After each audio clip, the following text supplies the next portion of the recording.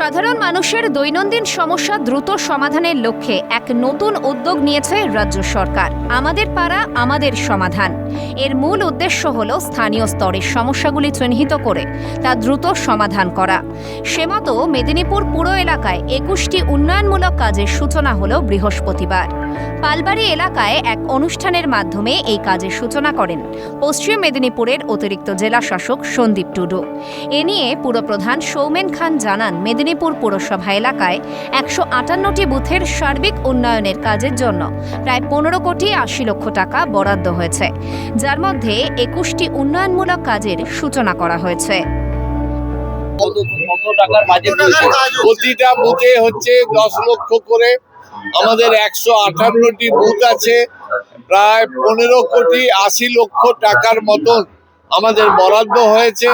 আমরা টাকাও পেয়ে গেছি, আমাদের কাজও শুরু হচ্ছে।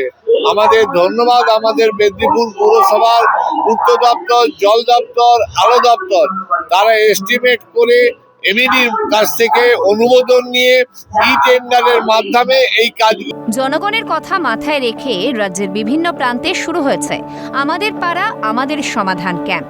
ফলে জনস্বার্থে এই কর্মসূচি যে বেশ তাৎপর্যপূর্ণ তা বোঝাই যায়। অভিষেক চক্রবর্তীর রিপোর্ট, ক্যালকাটা নিউজ।